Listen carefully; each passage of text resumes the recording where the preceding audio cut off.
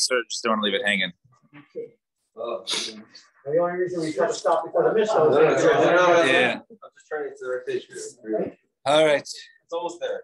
Let's see if I still unmute. All right, I'm muted. All right. What do you need? What are you looking for? Come on. Yeah. Should be actually. All right. Good morning, everybody. Today is Daf Chaf Gimel. Good morning. So we'll pick up where we left off from. Might even get a little bit ahead today. So let's see what's going on. So we left off the Aisin Gedi Makulas. Is that where we left off? Yeah. One can go ahead and basically roast his Gedi, his kid, his basically Karban Pesach, or not necessarily his Karban Pesach, but the same type of animal, right? Even and they'll say there with the innards and the everything on the side of it. So Tanya, so we learn in a brisa. Rabbi Yosi Omer, Todos ish Romi hinig as bnei Romi lechol gedi mekulos b'leili psachim. So Todos was a Roman, so he basically told the people of Rome to eat the gedi, right, with his entrails on the outside, right, on the spit, right, b'leili psachim, on the night of Pesach. However, Shochu lay, they sent him from Mirzos. Imle Todos ata. If you weren't told us a chashiv, a person, because we basically put you in chayim shata machil as bnei Yisrael kadshi b'chutz, because you're basically feeding kadshi, you're feeding kadshim to bnei Yisrael b'chutz. So I ask kadshim sakadayis, what mamish kadshim? What are you talking about? Ela ima kain kadshim. It's like kadshim. People think it's similar to a Korban Pesach, and people will say, oh, we see that they're doing it exactly as they did at the time of the Korban Pesach. So I see you can offer, right, kachim on the outside. So therefore, it might come people to mislead and think that you can bring the Korban Pesach outside Yerushalayim, and therefore they said not a good idea. Fine. Now Mishnah. So the Mishnah says, Mishnah on Chof Gimel, Amud Aleph, smack in the middle. Shleisha Devarim Rabbi Elazar ben Azariah Matir. Three things. Rabbi Elazar ben Azariah was Matir, and the Chamim were Aser. Paraso Yaitza b'ratzua shebein karneha. It will go out with a red string right between its horns. It would carry it, right? It wouldn't be it would be according to him, it was not an issue of masu of carrying it. Umekardin as a behem b'yontif. You can go ahead and comb your behem on yontif, right? You can go ahead and comb it on yontif with a metal comb, right, with small teeth. Right, even though perhaps it can make a chabura, a wound to the animal by combing it with a fine tooth comb, right, metal, fine tooth. And you can go ahead and you're allowed to go ahead and grind pepper, right, with your little grinder. And Rabbi Yehuda Aimer in Mekardis Behema Biyantim B'nei Shaisach. He says, no, you can't do the comb number 2. You can't comb the animal on Yanta because it made chabura of Mekardsifin. But you can do Mekardsifin. Mekardsifin is basically to also to comb, but the wooden comb wouldn't necessarily make a wound, a chabura on the animal. Not only can you not metal comb it, but you also can't wooden comb it. We'll soon see what the Machlokas is in the Gemara. So Zak the Gemara. First of all, the Rabbi Elazar ben Azariah had the parahadi. Right, he says his parah used to go ahead and wear a string between its horns. I and then some say Rav Yehuda Rav Tleiser Alfei Egli Havi Ma'isir Rabbi Elazar ben Azariah Me'adra Kol Shasa v'Shasa. So Tana, right. So he says. So he used to go ahead. His meister every year was 13,000 cows. Right? So he was very wealthy, very, very wealthy. So we're not. Why are you just talking about his cow as if he had like one cow? He had, right, thousands and thousands of cattle that were born every year to him. So Tana, he had 130,000 cattle born to him every year. So multiple years with him. So Tana lo shalo haisa ella shel shchinasa haisa mitoch shlo micha ba nikazal shmos. No, it wasn't his, right? He had tens of thousands. Rather, it was somebody who lived around him because of the fact that he didn't stop him. Basically, it was said that it was his, like, as if he was the one who permitted it. Was the string have to do anything? What do you do? So right, so they permitted because of the no. It's considered to be noi. It's considered to be the decoration, and it wasn't considered to be a masui. It wasn't considered to be something which is carried, right? And not tachshit, right? It's tachshit, right? One thing is a tachshit. Yeah.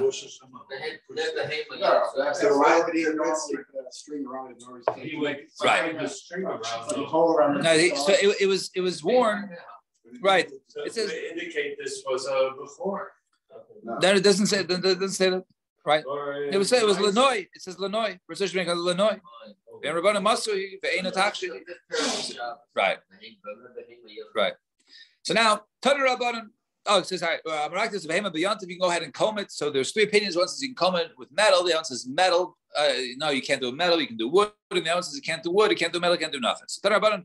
Az karud az kartzev. What's this karud? What's this kartzev? So karud katanim va'is nechabura. So karud is the small ones with those are metallic and they would make a chabura. Kartzev gedaylim ain't say chabura. However, the kartzev was larger combs. They wouldn't necessarily make chabura, and those are wooden.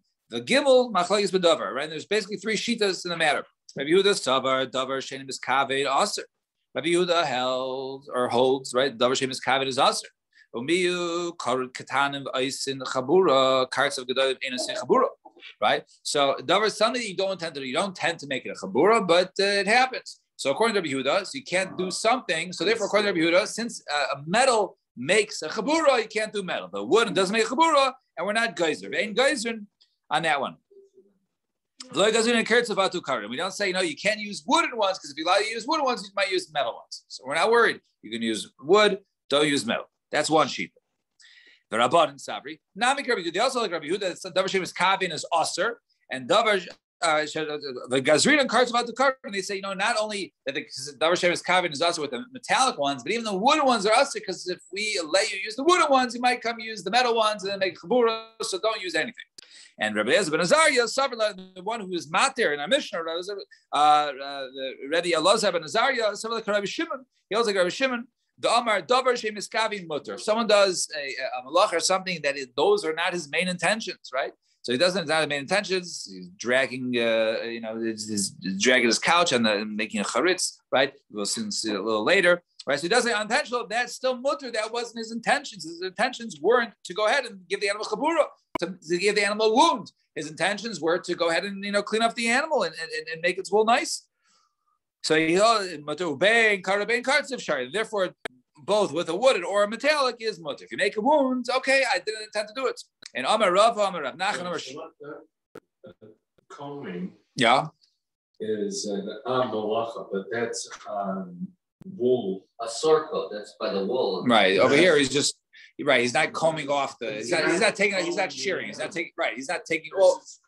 This is combing on a live animal. Yeah. Right. Yeah. He's not combing off the wool. So right. It's not right. Malacha. Correct. And Amar Rav Nachman Shmuel. Some say Amar Rav Nachman. The Chudei Rav Nachman himself. Halach Rabbi Shimon.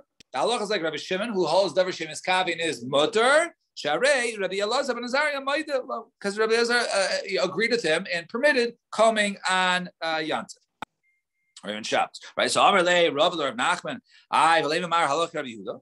Why don't you say the halach is like Rabbi Yehuda? Sharei Chamim ma'ida. The Chamim were mutter to him. Right. The rabbis were like him. So I'm like Anak Rabbi Shimon. So you're like, first of all, I hold like Rabbi Shimon davar shemis kavin is mutter. The Yod, and furthermore, Sharei, Rabbi Elazar ben Azariah, Modula. Rabbi Elazar ben Azariah was agree with him that davar shemis kavin is mutter, and that's why we paskin like Rabbi Shimon. Fine. Now, Mishnah.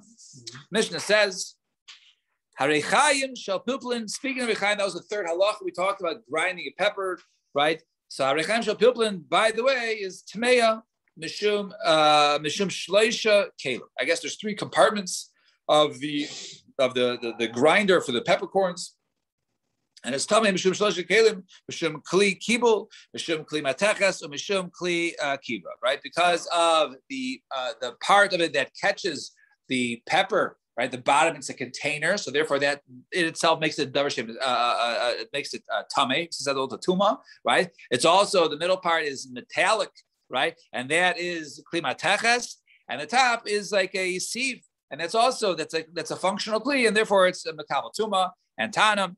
Tachtoin mishum kli kibul, right? So the Gemara explained the bottom is because of kli kibul. It catches the corns of amsois. The middle part mishum kli kibra, because that is the sieve. Right there it goes through. The top one, I guess, where you put it and where it holds it, but the peppers before you grind it out and you separate sort of the bigger pieces from the smaller pieces. That is metal, which holds the larger peppercorns, and therefore that is davar that was makabel tuma. Therefore, each of those items on their own are considered to be a davar makabel tuma. Is the seed part because it holds the stuff that doesn't go through? I think it's because it's a functional utensil. But there has to be a kli kibul, doesn't it? No, apparently not, right? Because I'm sorry, right. It says mashum kliyetz lo matame dein kiblu or kiblu. Because if it was wooden, right, then it would be matame because there is no kli kibul. Have you look at Rashi there, right? El chamim gozu tuma ala kibra mashum aru, right? The feeling mechav shabatechas matame mashum kli kibra, right? Right, and ours, which are metal, those are for sure matame because of pshitikli, right, matachas, because those are metal. Fine. And the last Mishnah says, Agola shel katan tamei. By the way, I think we're going to start the new parak, just by the way, if anyone leaves early. So Agola shel katan tameya medrus, right? The wagon, right? I guess the red wagons. You think they're old because they have it on the Bozo show, right? It's even way before the Bozo show, right? They had the time of the Mishnah, right? The little red wagon is called, right? Agola shel the flyer, right? The flyer, right? So Agola shel katan tameya medrus. It's matami tumas medrus. It was made for sitting on. And therefore, something which is made for sitting on a zav, someone who has tumas zav, right? If a person would sit on it, they would transfer tuma in that way, even if they're not making contact with the person. They'll be because this is made for something to sit upon. It's mitame tumas medrus. But it's for a child. But its function is to be upon, right? So therefore, it's right because that's its function. Therefore, right. We're not necessarily saying, because the katan is the zav, right? But it happens to be, right, that this wagon is made as matame tumas medrus. Then he tells b'Shabbos also you can handle it on Shabbos, right, because it's considered to be it's kli, it's not muksa, right, it's a function vein and igreris ella al gabi kalim. But you can only pull it on kalim and clothes, right, on clothing kalim, right. Sometimes kalim means utensils. Over here means on clothes because you can't do it on dirt, right. And Rabbi Yehuda Omer kol kalim ein nigrim chutz ben agolam mipnei shi koveshes. Rabbi Yehuda says no. All kalim, you can't go ahead and drag them except for a wagon because that just koveshes, that sort of just crushes the earth underneath it. Right, it paves and it doesn't necessarily, drag, make a furrow. You can't drag and make a ditch on Shabbos or Yom Tov. Now, Zak the Gemara, Agala Shalkata, it's matari to us to ha samichalel. Right, because one can go ahead and lie on it. Right, you go ahead and you lie on it, or its purpose is to lean on it, and therefore it's something which people put their weight on. But he tells the Shabbos, and you can move it on Shabbos mishum deika taras kliyala, right, and you can move it on Shabbos because it's considered to be has a shame kli. Ve'ein nigres el al gabe kalim. That means it can only be dragged on clothing or carpeting. So al gabe kalim in al gabe karkalo, but not on dirt ground. My time. What's the reason to call of it charetz? So because he's making a furrow, he's making a ditch. One is not allowed to plow on, Shabbos or Yom Tov, right? So this is part of plowing, right? Because you plow to sow, to grow plants. So Mani was opinion. This must be Rabbi Yehuda, which we saw earlier. Davar shemes kavein is usher. So D Rabbi Shimon Hamar davar shemes kavein is mutter, because according to him, you'd be able to drag other things on the earth. The Tanya, right? The Tanya learned the right. So Rabbi Shimon Aimer, Gur Adam Mita. He saves house out. A person can go ahead and drag a bed or a chair or a couch. But actually, it's kaven lassos charitz. The condition is he doesn't make. He doesn't intentionally make a furrow, right? So Gemara says, "Well, aim a seifa. Let's look at the seifa. Our seifa. So if you want to say it's Rabbi Yehuda, who holds davar shemes kaven aser, same as seifa. Rabbi Yehuda mer ein hakol nigraim b'Shabbos chutz min agola. Nothing can be dragged on Shabbos because of agola. Mipnei shi koveshes. Right? It says because the wagon, right, it crushes underneath it. It doesn't, drag through it, right? But it doesn't make a charitz. So which one is it? In the beginning, it sounded like the wagon made charitz, and now it sounds like the wagon doesn't make a charitz, right? So Gemara says, so Gemara says, no, trade tonight, I believe it's Rabbi Yehuda. Two different tonight, I believe it's Rabbi Yehuda. It's not both of them hold like Rabbi Yehuda, but one holds that the wagon makes a charetz, and therefore it would be usher. And it holds a wagon doesn't make a charetz. When you pull it, it just, the wheels roll, and therefore it would crush the earth underneath it. Right. It could be depending on the size of the wheel or whether it gets stuck or not or jammed. So therefore, the other opinion holds it doesn't make a charetz, and therefore it would be mutter. So Hadron Lach, Yom Tov, we finished that was the second. Right. So I was assuming usually when they say, maybe Rabbi Shimon is Moed B'Sigration only, right? So then, but the Gemara did not come to that. I guess it's not automatic. I guess sometimes it doesn't always do it because if the wheels are rolling, then it wouldn't be a charetz. Right. Right. Very good. All right. So let's start the next paragraph.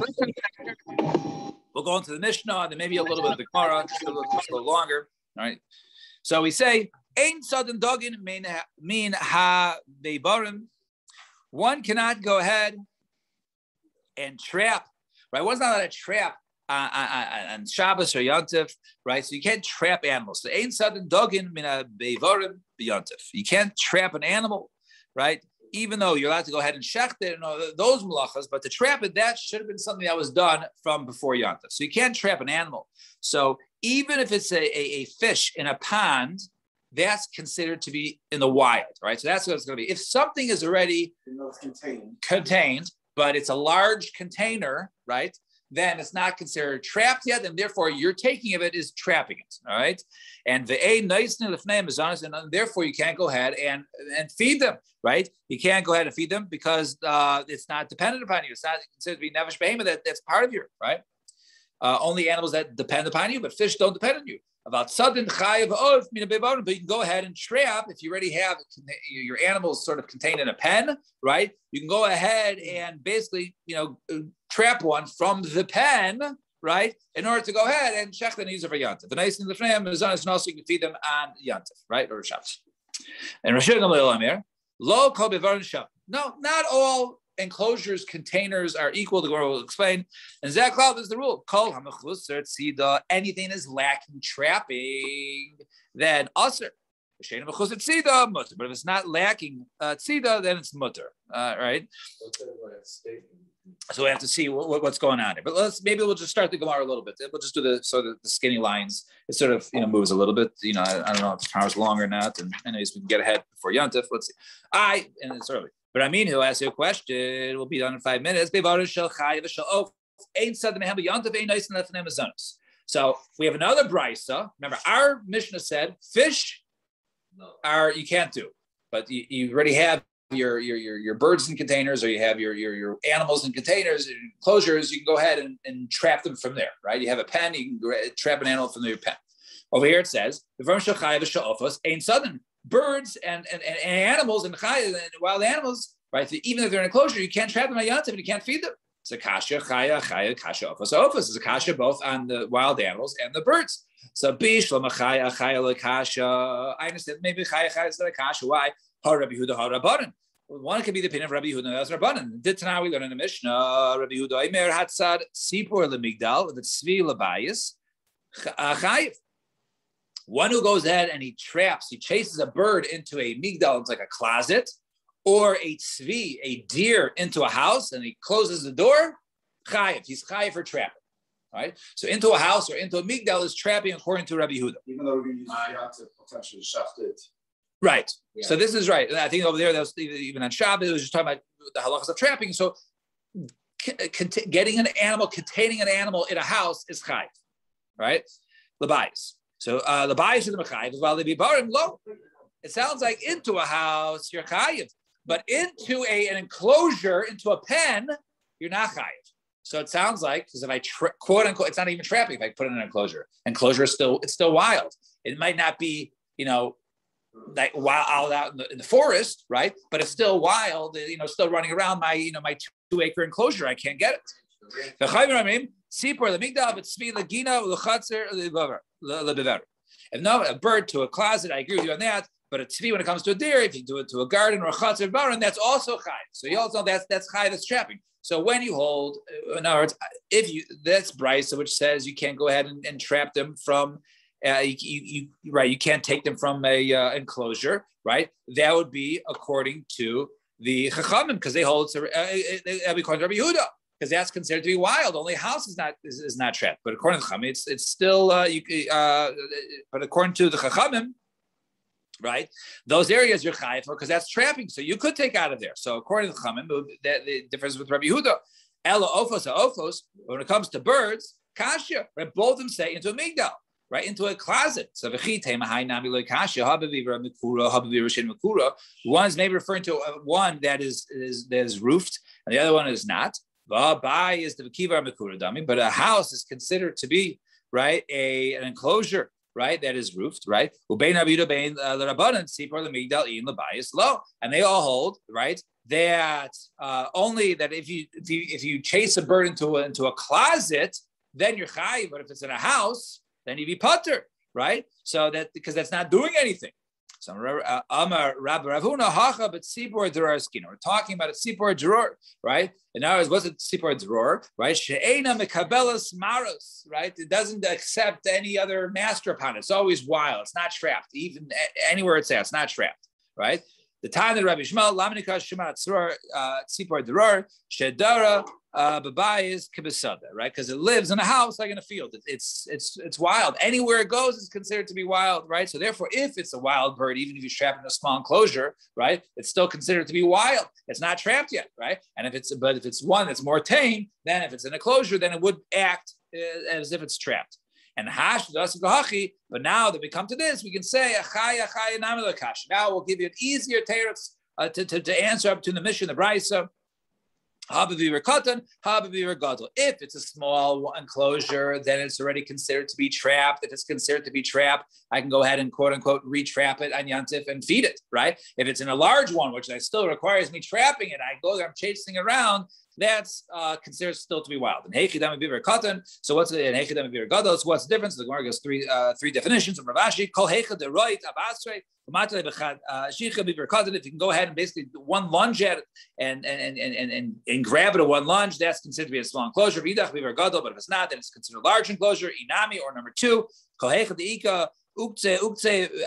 however, or you can say that if in a small one, if it has basically a lot of corners, right, which an animal can go ahead and run around to, that's considered bever gadol. That's considered to be a large one because it can keep avoiding you. V'idach, however, something else would be kiver katan. If he doesn't really have corners to run to, that would be considered a small one. Or inamli, or finally, koheicha denafle tula dekaisle hadadi. If the shadows of one wall, basically fall on the other, hits the other, then that's considered to be verkata. That's considered to be a small enclosure. V'idach bever gadol. But if it's the shadows of the walls don't reach one another, then that's considered to be a large enclosure, and the animal is still technically considered to be wild, and you cannot go ahead and trap it. All right, shkoyach everybody. We'll stop here.